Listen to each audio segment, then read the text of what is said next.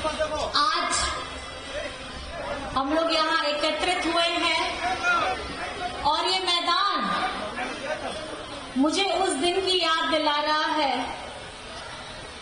जब मैंने पिछली बार चुनाव में 29 अप्रैल को अपना नामांकन किया था और यही मैदान है जहां से मेरे जीवन की एक नई शुरुआत हुई थी, प्रत्याशी के तौर पे हो।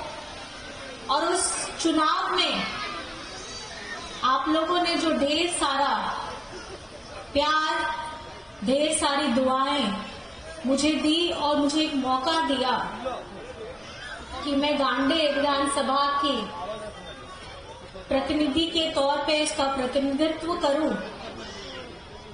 और आज 4 से 5 महीने पूरे हो रहे हैं, चुनाव आ गया है और आज नामांकन मैंने भी किया है, नामांकन केदार हाजरा जी ने भी किया है, नामांकन सुदिव्य सोनू जी ने भी किया है और आने वाली 28 तारीख को हाफिजुल भैया भी करने वाले हैं। मैं बस आपको इतना कहना चाहूंगी, झारखंड में 2019 के चुनाव का परिणाम हमारी जनता जनार्दन ने सामने बैठे आप लोगों ने दिया था और ये जनादेश आपने हेमंत सोरेन जी के कंधों पर दिया और एक जिम्मेदारी दी कि राज्य का प्रतिनिधित्व करें। और राज्य का प्रतिनिधित्व करने की जिम्मेदारी जैसे ही मिली, ये कार्यकाल में हम लोग जैसे ही आए, कोविड आ गया और लॉकडाउन चारों तरफ हो चुका था, झारखंड हो, देश हो, विश्व में हो। सब अपनी जान की परवाह कर रहे थे। अगर परिवार में भी किसी को कोविड हो जा रहा था तो घर में भी उसे एक कमरे में अकेला रख दिया जाता था। सब जगह हाहाकार हो रहा था और उस वक्त में आपका भाई, आपका दादा हेमंत सोरेन जी ने अपनी जान की परवाह नहीं की, लेकिन निरंतर झारखंड वासियों के लिए, जो झारखंड के अंदर में रह रहे हैं, उन्हें कैसी सुविधाएं मिले और झारखंड के बाहर जो फंस गए हैं भाई बंधु, उनका परिवार फंस गया है, उनको कैसे वापस लेकर के आए, इसकी जिम्मेदारी उन्होंने बखूबी निभाई थी। आप सभी को पता है, हमारे मजदूर भाइयों को बाहर से, झारखंड के बाहर में जो फंस गए थे, उनको वापस लाने का काम किया गया था और पहली प्लेन अगर चली थी तो वो झारखंड के लिए चली थी। लाइव चल रहा है। कौन सोचता है मजदूर भाइयों के बारे में? ये सोचने वाला अगर व्यक्ति एक है तो वो हेमंत सोरेन है।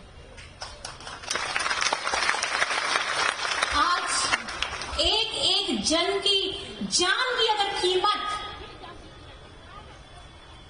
बहुमूल्य है और उसको बचाने का अगर प्रण हेमंत सोरेन जी ने लिया है, तो मैं ये कहना चाहूंगी, उस जान को हेमंत सोरेन जी के लिए इस चुनावी रण में उतरना होगा और एक भाई के तौर पे, एक अभिभावक के तौर पे, एक बेटा के तौर पे, जिसने ये 5 साल का कार्यकाल जो पूरा किया है, उसको मजबूती प्रदान करनी होगी। आज 2 साल के लॉकडाउन के बाद बचा समय जो मिला, इस बचे समय में ऐसे आप सभी को पता है, लेकिन मैं इस मंच से आप सभी को दोबारा याद जरूर दिलाना चाहूंगी कि 2014 में जब डबल इंजन की सरकार आई थी तो झारखंड में उन्होंने आवास का जो पैसा था, हमारे गरीबों का जो पैसा था आवास के लिए, उसको अपने केंद्र शासित, अपने भाजपा शासित राज्य में वो पैसा पहुंचा दिया। झारखंड के लोगों के आवास बनाने के लिए पैसा नहीं रखा। हमारे यहाँ पे राशन कार्ड थे, गरीब गुरबा का राशन कार्ड था, उसको डिलीट करने का काम किया ये भाजपा की डबल इंजन की सरकार ने किया। और झारखंड में जिसे विद्या का मंदिर कहा जाता है, हमारे स्कूल, वो स्कूल को बंद अगर कराने का काम किया है तो ये डबल इंजन की सरकार ने किया। ताली नहीं बजाइए, ये चिंता का विषय है। और ये चिंता, इस घोर चिंता को हेमंत सोरेन जी ने, इतने वो चिंतित हो गए कि हम समाधान हमको निकालना है। और आज हम गर्व के साथ कहते हैं, डबल इंजन की सरकार ने स्कूलों को बंद किया तो हेमंत सोरेन जी ने सीएम स्कूल ऑफ एक्सीलेंस खोले, जहां पर में प्राइवेट स्कूल के दर पर सरकारी स्कूल में ये शिक्षा दी जाती है। आज हमारी बच्चियां सावित्रीबाई फूले की योजना से जुड़ी हैं। सावित्रीबाई की फूले की योजना में कक्षा 8 से लेकर के 12वीं तक की हमारी बच्चियों को 40,000 की राशि दी जाती है ताकि उनकी पढ़ाई न रुके। आप शिक्षित नहीं होइएगा, आपका परिवार आगे नहीं बढ़ेगा, आपका समाज आगे नहीं बढ़ेगा, आपका राज्य आगे नहीं बढ़ेगा। वहीं पे बीजेपी ने जब आवास के लिए पैसा काटा तो हेमंत सोरेन जी ने अबुआ आवास की योजना लाई। और इस अबुआ आवास की योजना में एक नहीं 3 कमरों के साथ रसोई घर देने का काम किया है। और लाखों लाख परिवार आज अबुआ आवास की योजना का लाभ ले रहे हैं।